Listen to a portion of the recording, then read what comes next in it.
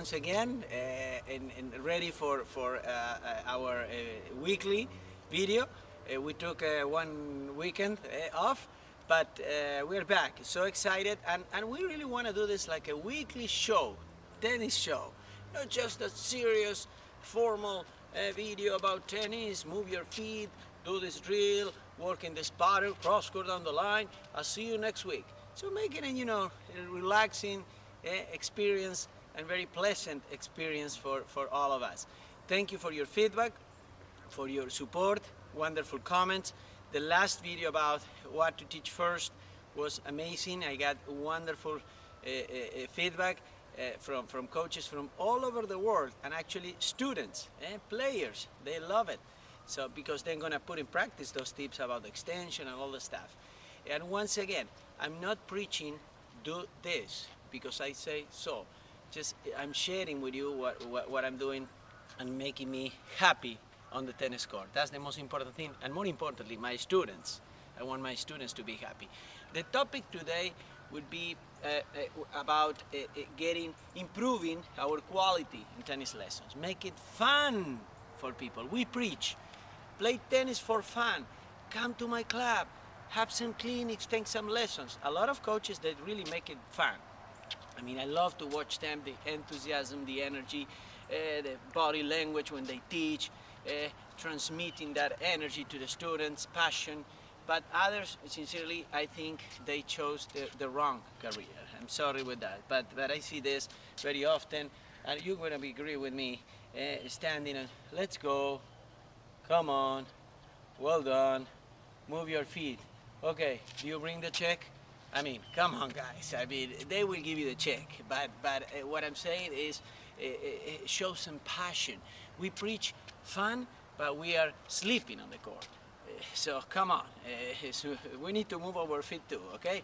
So this is going to be really excited. I'm going to give coaches, and actually, listen, players too, students. You can apply this to your game.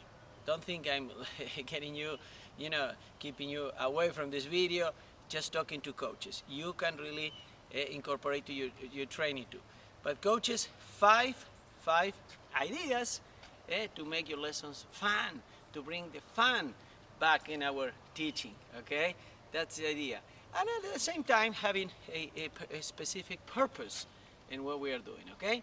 Enjoy this video, and I can't wait to hear from you.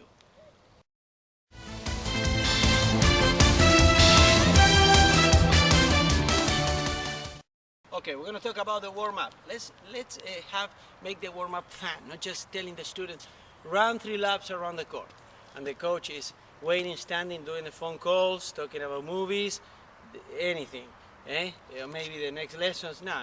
You gotta. Oh, you finished, guys? You did warm up? Oh, thanks. No. It's about getting engaged with the student, starting working together. So this, I did present this. When I talk about forming players, about extension. So when I have a group of players on the court, 4, 5, 6 players, 3, actually 2, I do this thing. One student working in the shadow, in the technique, in the extension. So I have one of the guys or 2, and actually you can be creative. So not just forehands and backhands. Also you can have them running around, and the backhand is running around their forehand. So this is a good way to work in technique and to check the student technique. Here we have some cones, so have the other guys doing footwork drills, side steps, shuffle, and then the group, the next players working in the ladder drills. So we can do this as a circuit. After 20 seconds you switch technique, legs, coordination, agility, quickness. Come on, be creative, and they're going to have a lot of fun in the warm-up.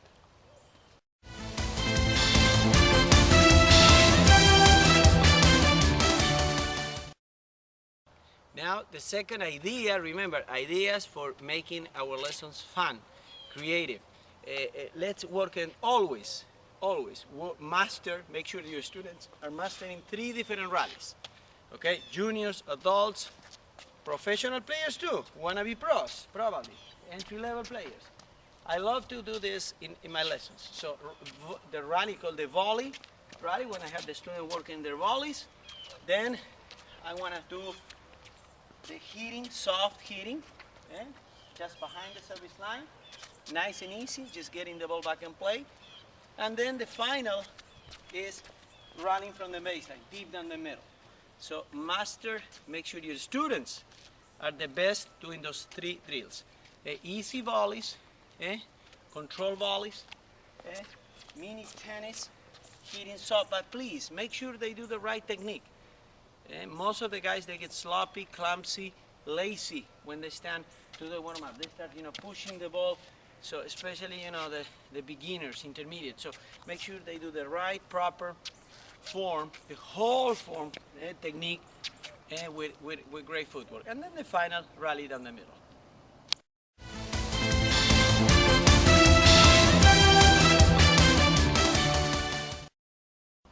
Number 3 is about counting. I'm crazy about having my students to count the shots that they make. So it serves as a multiple purpose. Number 1, goals. If you tell the student, let's say my good friend Andrew Jambarba, Andrew, let's get 20 balls in a row. I'm giving you, Andrew, a goal to achieve, right? If you have a goal, you have a motivation to achieve that goal. Concentration increases. Self-confidence once they achieve that. And actually it's a wonderful way to measure success.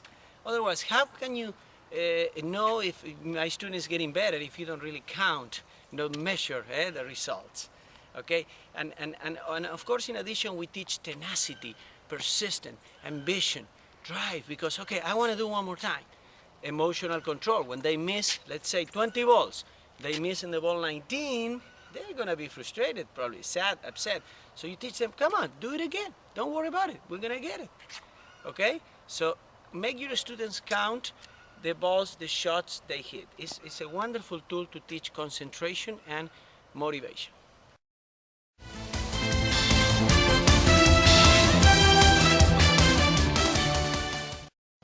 Number 4, we're going to talk about targets. Watch. This is take a look about how big is this target. Of course, I can put this target in the other corner as well. Make sure you put the guns away from the lines, so you want to maximize control, margin for error. So, and actually make it big for the student. So targets, when you rally with a student, when you feed balls, always place targets, visible targets, big targets. And different part of the course, of course. But the targets are amazing because you teach, once again, similar to counting, concentration, motivation, fun, purpose, ambition, the tenacity. They have to get the ball in the target. How do you work? So many different things you can do to make it fun. First of all, number of balls, certain number of balls. For example, get 10 inside. How many out of 10 is another thing. Sets of 3 or 5, okay, balls, so 3 sets of 3 balls in a row. Also by time. I'm gonna give you 10 minutes. I want to see how many balls, how many targets you get in 7 minutes, 10 minutes. Also, you can do it by certain amount of shots. You said, okay, how many shots, right, to get the ball inside the target, as quickly as possible. And they're going to start hitting probably short, wide, and maybe in the 5th shot, they got the target. Say, okay, you needed 5 shots to reach the center of the target. So be creative, but add targets, visible, colorful targets in our practice. It's very important to maximize purpose and, more importantly, fun.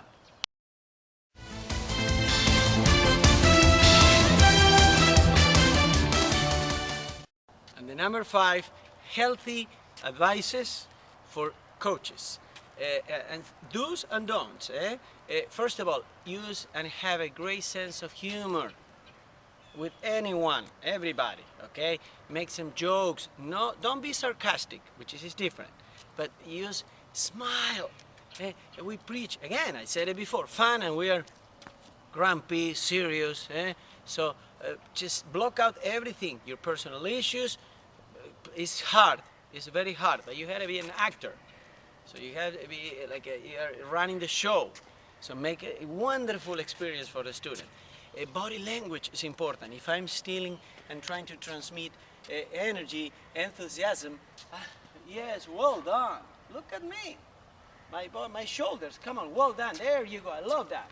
So body language is as important as the message that we are sending to the people. The tone of voice too. If I want to praise someone, well done, there you go, Robert. Excellent, Peter, I love it. No, good job, Robert, love it. He will not believe it. I mean, so you won't even lie to them. So sense of humor, body language, please don't sit. I mean, even during breaks, always be standing. I don't want to see coaches sitting. It looks bad. Cell phone. I see coaches using. I did it too sometimes, and it's bad. So don't use your cell phone in practice, okay? And during lessons, save that time later, okay? Between maybe lessons. Then it's important that I'm crazy about not allowing the students to hang on the net like this. I tell the net can fall and we will not be able to keep playing, so take care of the equipment. I actually see coaches sometimes standing and say, good job, I love your energy, look at the energy from the coach, oh my goodness. So don't do it, looks very bad. So things that will help you to teach better, to show more professionalism, energy, and two more things. Walk, when you're running a group lesson, walk. Go from one side, there you go, George, Maria, I love your forehand, there you go. And make sure everybody sees that you are taking care of everybody. Okay, there you go, Daniel, I love the way you're hitting, Gabriel, good job. Christina, excellent back and cross, good, I love it. Keep moving, Gabriel. So that's the way to run a group lesson. And the last thing is when you want to say something to one player, don't spend too much time. Let's say I'm having in front of me Peter, you know what, you have to play better backhands because of this, because of that, and everybody else is waiting.